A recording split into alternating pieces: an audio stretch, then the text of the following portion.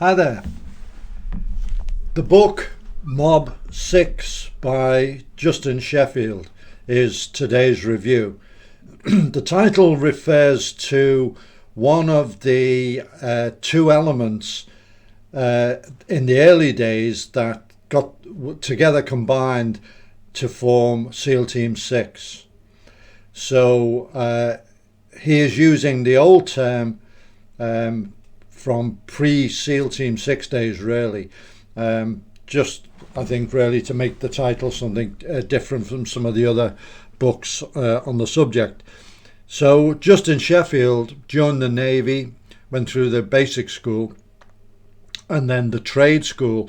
He was focused on being a SEAL, but in those days you had to have a trade in the Navy as well in case you failed BUDS, which was 80% likely anyway. More recently now you can join as a special warfare operator.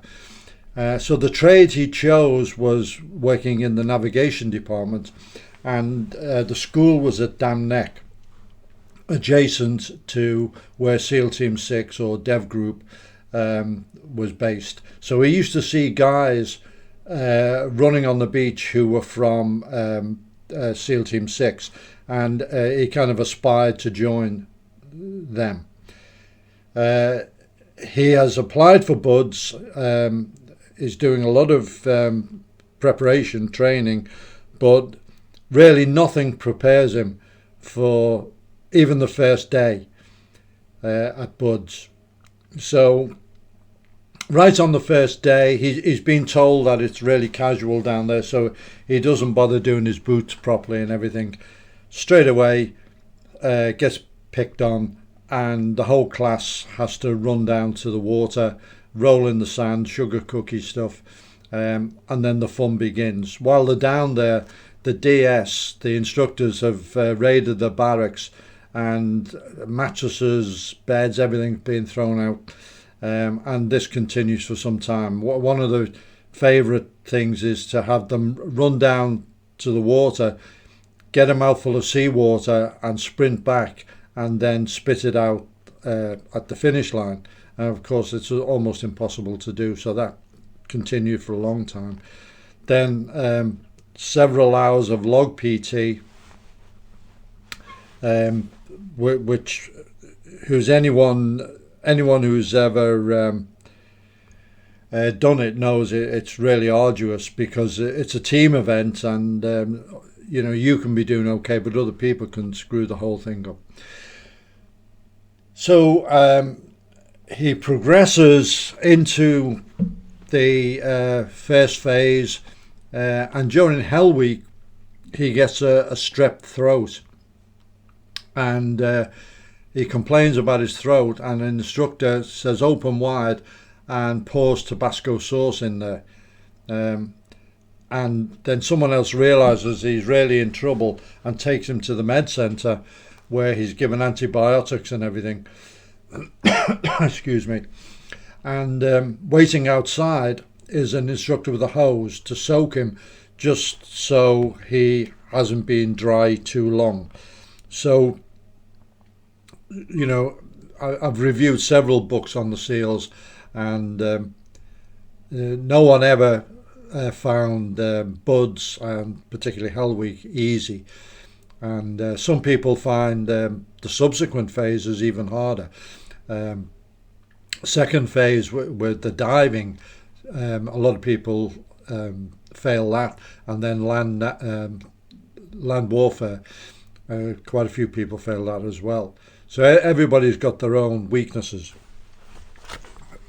Goes to SEAL Team 8, and his first deployment is fairly uneventful. He comes back and goes to sniper school, and this becomes very important, because later in his career he does operate as a sniper.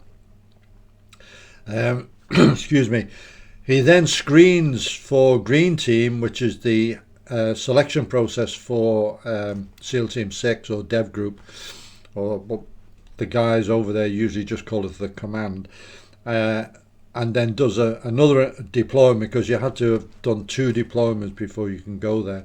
And then his screening has been successful, so he's off to Dam Neck for Green Team.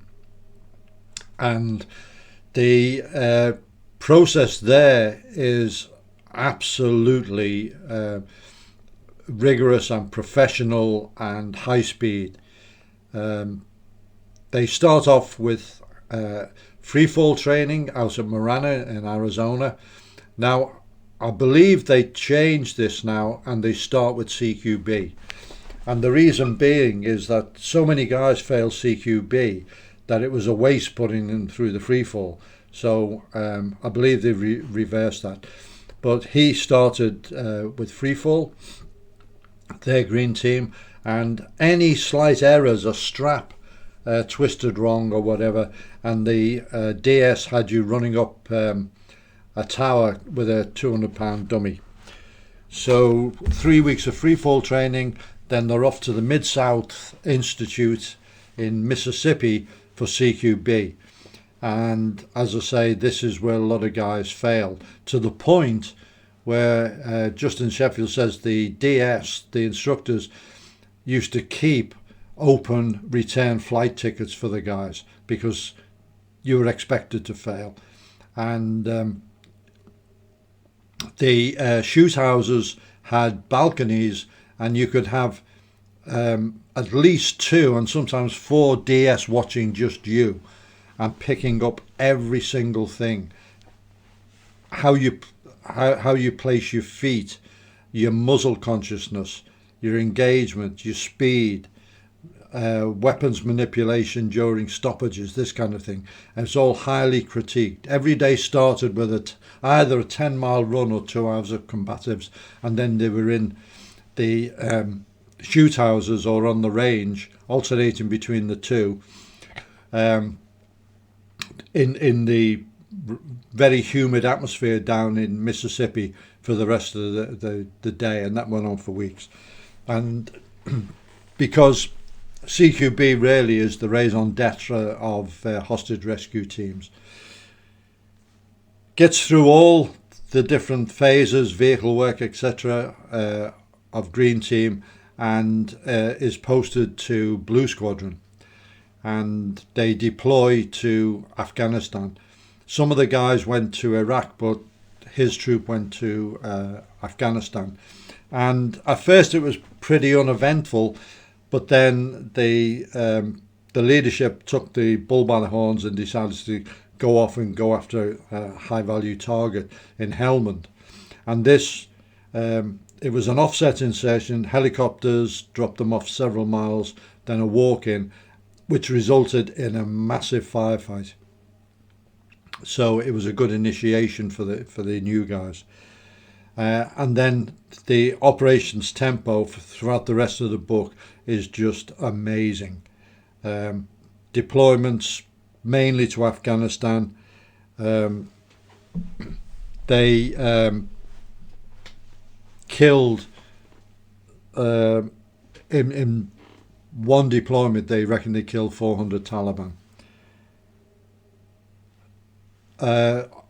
He was detached to Kabul to work with the CIA, looking after their guys while they were moving around the city, seemingly low profile, but they get hemmed in by a mob. The vehicles are stopped and they get hemmed in by a mob who see that they're Americans, and it gets really tense. They're about to open fire when the QRF manages to force their way through and extract them. So there was quite a variety of operations. On his next deployment, he starts working with the recce elements more.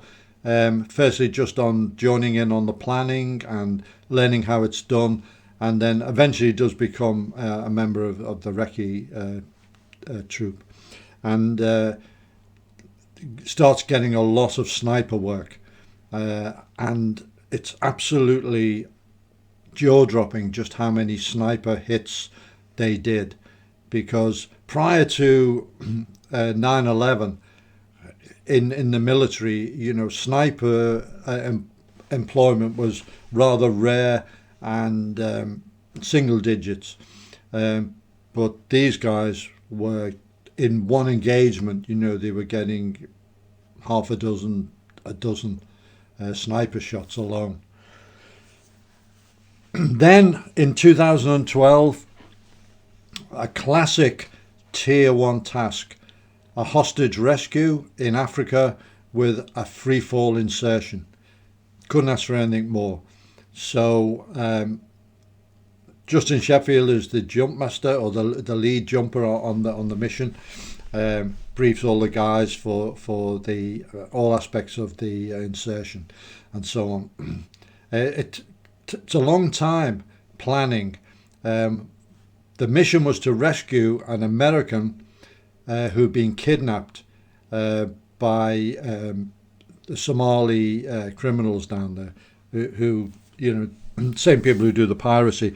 Her name was Jessica Buchanan, and together with a Dane called Paul Thisted, they were working on demining the area. So they were doing humanitarian work there, but nevertheless the scumbags down there kidnapped them, and the president decided that they had to be rescued. So it fell to Blue Squadron. So lots of planning, lots of time where they were spun up and then nothing happened. Eventually they get to go. They fly off to Djibouti, and then that's the final staging post. They do the drop into Somalia and then walk in. And short story, they kill all the bad guys and rescue the 2 hostages.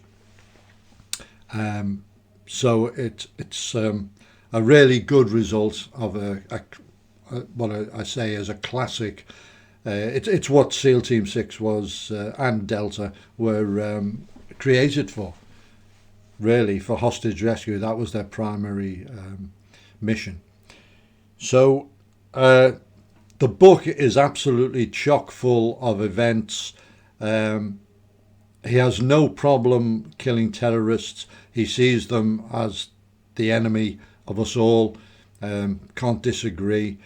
And he's a highly religious guy. This is not uncommon.